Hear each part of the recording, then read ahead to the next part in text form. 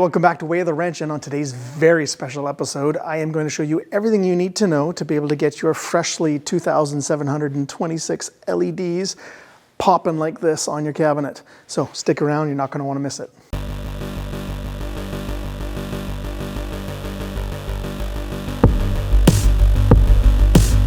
All right, so I'm going to keep this video short and sweet for you and just give you exactly what you need in the proper steps to get this going like this.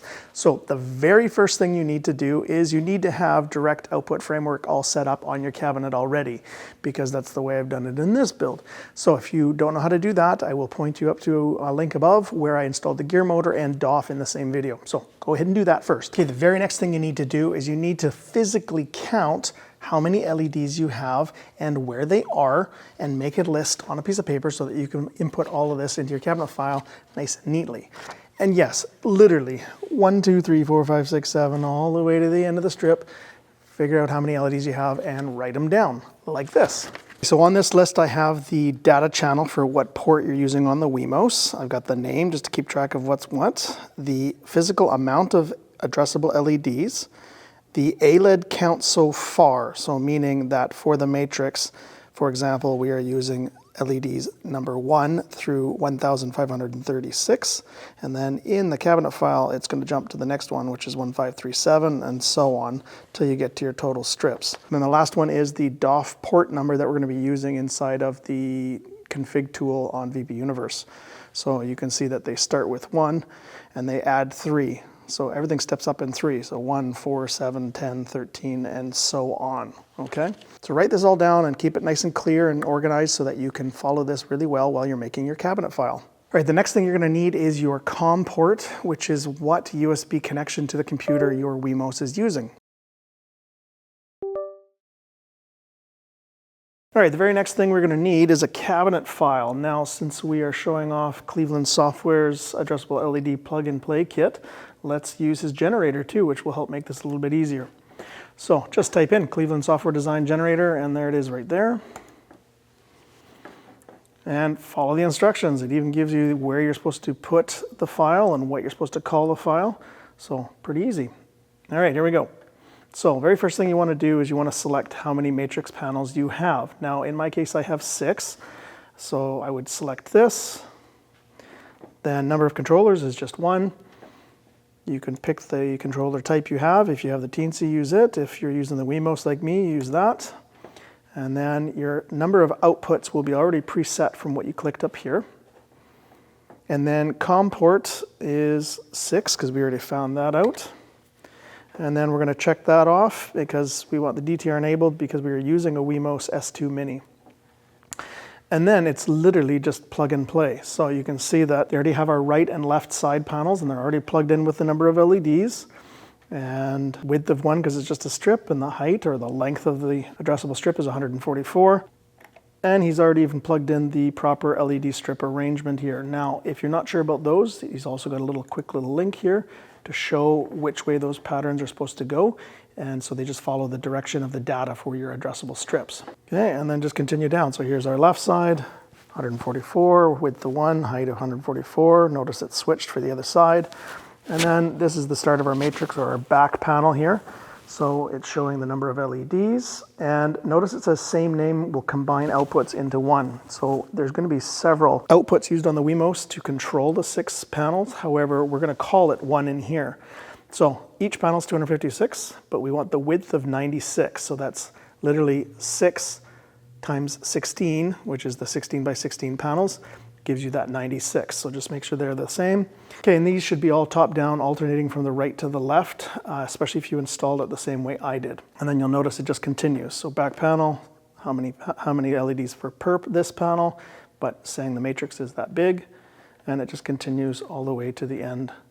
And then down here is your actual cabinet file. So all you got to do is go left click, and you've now copied it. So we just need a notepad file to open this up in. So we'll go open notepad, and then we should be able to just right click and paste. And there's our cabinet file. Very slick. Okay, now when you go to save this, you're going to go File, Save As, and you're going to name this cabinet, make sure you don't spell it wrong, .xml. Okay, very important. Now, if you see it saying it wanting to save it as a .txt, we don't want that. So we're going to go and change this to all files, and that way it'll let it become that XML file. Okay, now you can save this somewhere on the desktop to try to find it later, or if you want to save it in the proper spot right off the bat, what you're going to do is go down to your C drive, find your direct output folder, into your config folder, and you're going to save it right here. Okay, now I've already saved mine, and this is my cabinet file right there, so I don't need to do that. But this is where you would save it as. Now, if you've bought the plug-and-play kit that comes with the side LED strips and the matrices, this generator is going to work awesome for you, and just put the cabinet file in and you're done. Now for me, I've got some custom kind of stuff that I've added on, such as the back box and under cab lighting and the MX button boards for the flipper and magna save buttons. So I needed to use the 9th and 10th data channel on the Wemos, and this generator does let you do the 9th and 10th LED strip or data channel. You just have to make sure that you pick the 8 matrix config. And then all it's going to do is it's going to have 8 of these back panels, and then you just have to change the last 2 to what you need. Now, one little downside of this generator is it is currently not set up to have more than 1 toy per data channel. So if you wanted to put like back box and flipper buttons on one, it just can't do it. So I've talked to Phil, and he's going to be changing that soon for you guys. So look forward to that. Now, in order for me to get this to work properly, what I did is I did the 10 data channels on the CSD generator. And then what I actually ended up having to do is go to Arnoz and download his Tiny Tools cabinet file generator. And to save time, rather than me showing exactly what I did step by step and adding 15-20 minutes to this video, I will just give you a rundown of what I did, and I'm going to share my cabinet file. There'll be a link down in the video description for you guys so that you don't have to geek out with me and watch me change code here for 15 minutes. So long story short, I used the Tiny Tools to add multiple toys per data channel, and then all I did is copied and pasted it into the CSD cabinet file and made sure that all of the ports and the LED numbers were correct. And if you're not sure how to use the Arnoz Tiny Tools, I will put a link above to the video that I did, full tutorial on how to use the Tiny Tools for making a cabinet file. But like I said, I'm gonna have the cabinet file down below so you can download it and take a look at mine. And you know you've got my paperwork for where the LEDs are and how many LEDs, so you can kind of take a look at it and figure out what you need to adjust for your build. Okay, now I want to show you a quick run through of my cabinet file just because of the extra toys per data channel. All right, let's take a look at this. So you can see there's my 10 data channels coming from the Wemos, and each of those data channels needs to know how many LEDs total, no matter how many toys, per data channel. So there's the matrix, there's my 2 cutoff side LED strips, and then this is back box plus speakers, and then this is under cab plus the magna save and flipper buttons. Okay, there's our COM6 for the USB port for the Wemos. And then right here, if you don't want the Wemos to flash the red, green, and blue at the start of every single table and every time you kick out into Pinup Popper, you can change the true right here to false. But I would not do this until the very last thing you do, because if you are having troubles figuring out why your Wemos isn't working or whatnot, it's not going to be flashing if you change this to false. So make sure everything's working first, then change it to false. Okay, and then we're going to just quickly go through this. Like I said, I'm going to share my cabinet file for you guys to look at and go through on your own. Okay, so the matrix, you can see we're saying it's the full 96 width, but 16 height. And the very first LED is 1. And then right here's our brightness. So if you are finding that this is way too bright, you can change this number to whatever you want, and you can change it per panel as you want as well. So if you find that the matrix is okay, but the speakers are too bright, then you can change them that way. And I highly do recommend you change this down because it's really, really hard on the eyes, especially a couple hours of gameplay. However, I've left it at 100K for now, so I can show you guys how bright this is. And the 10 amp 5 volt power supply from Cleveland Software Designs is running 2,726 LEDs on 100% brightness, and it is working fine. So just for you guys wondering about how much power you need. So I may not even end up changing that power supply, especially since I might reduce these down maybe even to 50% when this is all done. Okay, and then we go down to the right side playfield, and you can see it's the 1 width, 134 long, and then notice that the first LED number for this strip is 1537. That's because if you take 6 of those 16 by 16 panels, that ends up being 1,536 LEDs. So the very first one of this strip has to be one more. So like I say, you just keep track of this number in your paper, and then you'll be able to figure this out. Okay, and then adding to another 134 to the left side playfield. There's our new total for the LEDs. So it starts with this. And then we're going to the back box.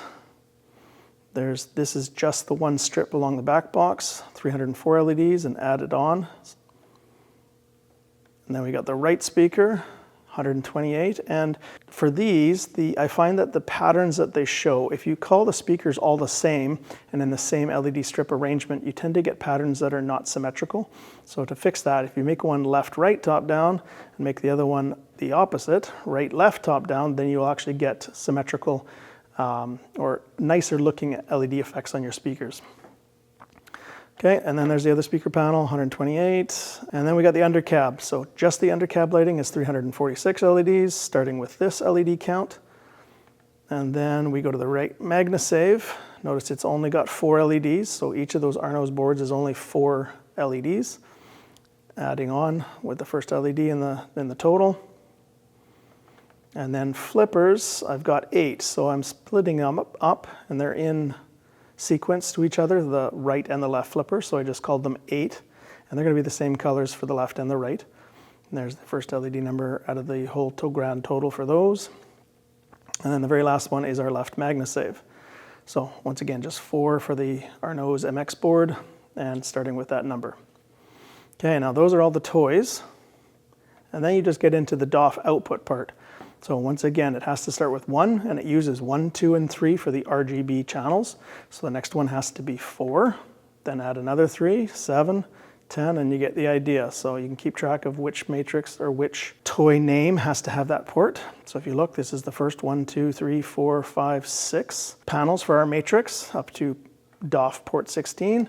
Then we're going to our right side, 19, left side, 22, and it just keeps going on. So back box, 25, right speaker 28, left speaker 31, and so on. Undercab 34, right magna save 37, flippers 40, left magna save 43. So like I said, this cabinet file will be in the description, video description below, so you can just go ahead and download this and make sure and adjust it for your needs, or just to figure out how this works, you can adjust it for yours. Okay, so the next thing we have to do to get this to work is we have to go to our C drive, direct output, and then we have to go into our x64, and we're going to open up our global config editor. Okay, now this section here, basically you're telling the global output editor where your INI files are going to be and where your cabinet files are going to be, and then you have to save 2 files to get it to work. So I've already done this, but I'm going to walk you through this again. So when it opens up, it's asking where your INI files are. So select there, and then go ahead and find them on your PC. So this PC, C drive, direct output, config file. That's going to be in the configs. Press OK. And then you're going to go up to your cabinet config, and it's asking where your cabinet file is. So select. Okay, and then there's our cabinet file. So just select the cabinet file, press open. And then at this point, what we have to do is save 2 files. So we're going to go save as. And I've already done this again, but I'm going to walk you through it. So in that config folder, we're going to save it as capital G, global, capital C, config. Make sure you spell it right, otherwise it's not going to work. .xml. Double check it before you select save. And I've already got one, so it's going to kick back that I've already got one. And I don't need to replace it, so I'm just going to say no, but you're going to save it and it'll put it in.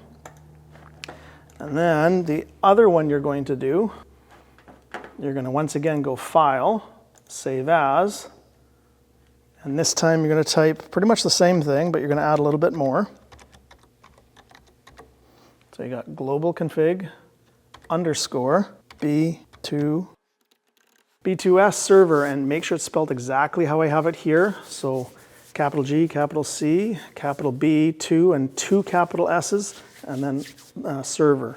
And then you're going to save it as .xml as well. Okay, go ahead and save it. And once again, mine's already there, so you're not going to get this error. It'll just save, and I don't want to replace it, so I'm just going to say no. And then you're done that part. Woohoo, almost done. Okay, and then close this out. Okay, and once you've done the 64-bit, you have to do exactly the same thing. And I'm not going to show you because it's just repeat, but you're going to need to do the same thing in the 32-bit folder as well. So open this up, open your global config editor, and do the same exact thing, same exact 2 files saved on this as well. Okay, and then you're done that part. Okay, and then once you've done that, you need to go to the DOF Config Tool at VP Universe. If you're not sure, just Google VPU Config Tool and it'll pop up, and then this is the site here. Now, when you go to hit on anything, it's going to make you log in. So go ahead and log in. Okay, make sure you're on the right cabinet, and then you're going to go down to Devices. And once again, I've already done this and made sure everything's working for you, but what you're going to have to do is you're going to have to go to the WS2811 and pull down that you want one of these, which it's already there. And then once you've done that, you can go down to Port Assignments, and you're going to pick this one here. So that's our WS2811. And then you have to plug in all of your DOF ports for what you're wanting. So you're going to grab your paper and start plugging things in. So once again, I've already done mine, so you can kind of match mine or change what you need to on yours. But for the first 6 sections, that's all matrix for me. So if you notice, that port starts with port 1, and it needs 3 ports to do the RGB colors for it. So that's port 1, and then it starts with port 4, 7, 10, 13 and 16, and then the next one, 19, is the playfield right side, and then port 22 is the playfield left. Then I've got 25 is my RGB undercab complex MX, so that's for my back box, and then it attaches on that same data channel to the speakers. I've got 28 and 31 as my speakers. Then if I go all the way up to the top, 34 is now the undercab, so I've got that RGB undercab complex MX again. And then ports 37 is the right MagnaSave MX. Make sure you're using MX if you're using Arnoz's boards and not the RGB setting. And if you're not sure what I'm talking about here, you just literally open these up and you can see what effect that you need. You just select it. So we want the MX one, not the RGBs that are up here. Okay, then I've got my 2 flipper buttons, once again using MX. And then the last DOF port, I'm using the MagnaSave left MX. So go ahead and use the pull downs and select everything you need. And later on, if you find that there is something on here that is just lacking and you would like to have multiple things doing some flashing on that addressable strip, then what you can do is, before you go here, you can go to Combine Toys. And so for example, these are my combined toys. So when I had a selection of selecting the playfield right, it's actually a custom toy that I named this, and it actually does these 2 functions on that addressable strip. And if you want to make your own combos, that's down here. You just give it a name first and start plugging in what you want. So it'll be RGB addressable, and then add the different toys that are already in the VPU config tool to make it a combo. And I believe you can make 4 toys total into one custom one. Okay, and then once you've done this, you can go back. So for example, I've got one called Matrix. If I go back to Port Assignments, select the right board. So my matrix is actually a combo. So if I go back, all of your combos are going to be at the bottom of the list. And so I was using a bunch of the back effects and flashers and things like that for the matrix as a toy, and the custom one is down here. Okay, once you've got this all done, you're going to hit Update and then Generate Config. Okay, once that's done, go to where your file is, double left click and drag to select everything, right click copy, and then this is going to go in your C drive, direct output, config. Now, if you've been following along in the last couple of videos when I was using DOF and installing all the gear motor and blower motors, etc., I did have my DOF config files, and I was putting them here just to kind of tidy things up and put everything in this config folder. So if you're wondering where all this stuff went, so we're now putting it in the config folder here. You can see some of the older ones there, and all you do is you right click, paste. Okay, and it's going to ask you if you want to replace them, and you go ahead and replace them. Okay, we got one more thing to do to make sure this is working in Pinup Popper for us. So we're going to go C drive, vPinball, Pinup system, and then we're going to scroll down and we want Pinup menu setup. Okay, we're going to go to Popper Setup, then you're going to go to Global Config, then we're going to go to Script, and we're going to modify script system options. Now, some of you might have already done this back when I installed the gear motor. So if you've already done this, don't worry about it. However, if we want Pinup Popper to start using DOF, then we have to change this right here, use DOF from false to true. Otherwise, you won't have the lights and any of your other mechanical stuff working in Pinup Popper. Okay, if you make that change, go ahead and save it up here, and then close this out. And then at this point, we are ready to try this out. So let's exit and launch it and see how it looks. Okay, now once again, there's about a 10-second delay here, so we have to wait. You can hear that we're just getting the SSF system. And then as soon as we see the light for start comes on, that means our DOF's going to work. There we go, lights are starting to twinkle. There we go. We've got it all working here. Sweet!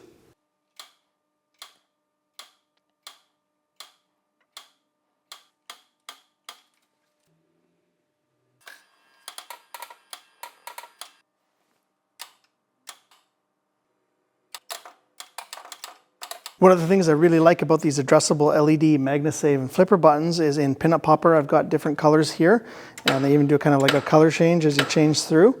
And then when you go to select a certain game, they're going to be a certain color. So for example, Creature of the Black Lagoon is yellow, so we've got yellow, and there was no magna save button, so it's not lit, so it's not going to work, or it won't be lit to tell the person that there is no magna save button used in this game. So very cool. Now some of you might be wondering, hey, wait a second, my Creature of the Black Lagoon comes up as blue. Well, that's because I went into the user configuration of the table files and changed it from on blue to on yellow for the Flipper MX button section. Pretty neat. Okay, I'll show you another one that has a magna save button to show you what I'm talking about. So if we go to Starlight, Starlight's one of my favorites. It does have a magna save button, but it's only one and it's only on the right-hand side. So there you go, we got two blue lights on the right-hand side because you got a right flipper, and this right magna save changes the lights at the top. And if I move this camera over to the left side, you can see there's only the left flipper because there is no left magna save. How cool is that? And there's Starlight all lit up with addressable LEDs. And if this thing was against a wall, that back wall would be lit up like the under cabinet too. Sick. Now for those of you that want to go in and change individual colors for your MX buttons for a certain table because they're either wrong or you just want a different color or you want to add a color to a table that doesn't have it, you can go over to here, Tables, go to Configuration, and then you select the table that you'd like. So for example, go to Creature from the Black Lagoon, which I've already changed, just to know that I can do this and show you guys how to do it. Okay, there's Creature from the Black Lagoon. Okay, and then you scroll down. And once again, we've got public configuration and user. Only change the user one, otherwise you're changing these. This affects everybody in the whole hobby. So just use your user configuration. So what we need to do is look down here for the flipper button MX. Okay, and that's right here. So flipper button MX. Okay, now this is what was already there publicly available, and it was over here. And it was set to blue, and I didn't like blue because originally on this cabinet it is yellow. So all I did was delete the blue and type in yellow with a capital Y. And then at that point, all you got to do is update once it saves, and then generate the config file like I just showed you in this video and put it in the right spot. Now there is something coming down the line as well. If we go to Tables and go to Templates, this is all experimental, but there's some stuff being developed right now. And from what I gather, there is a problem with a lot of the stuff that's been inputted already is inputted for RGB buttons and not necessarily MX buttons. So, or a table lacks the RGB Fire or the Fire MX. And so there is some templates that are being created, and when this is all kind of done and finalized, I should probably be able to put a video out for you guys as well. All right, there's a wrap in another video from Way of the Wrench, this time on how to get your addressable LEDs flashing like they are here in Pinup Popper and in your tables. If you have any questions or comments about anything in the video, put it down in the comment section below and I will answer you as quick as possible and give you as much help as I possibly can. What's up next? I think we could do a fire button video and get everybody going with a fire button, or we could do some custom speaker grills, Or we could be doing some HD matrix graphics. Man, there's lots of stuff. You're just gonna have to stick around and see what's next. If you haven't already, why don't you join us on Instagram so you can see what's going on in this cool shop in between videos. Until next time, take it easy.